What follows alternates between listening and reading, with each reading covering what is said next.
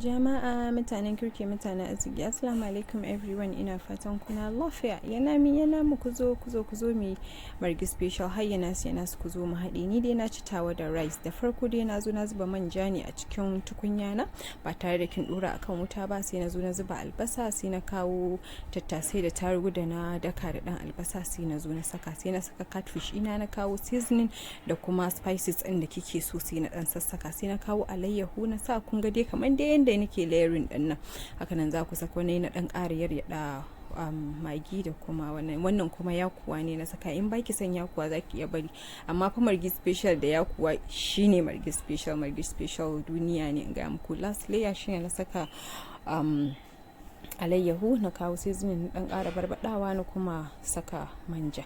Ki sa shi a very low heat yayi like 1 hour 2 hours. Ya salam, kun ji daɗin miyan nan masha Allah. A ci da kowane irin tuwo ko kuma ku ci da shinkafa. Sai kun gani. Allah ya amsa mana ibada.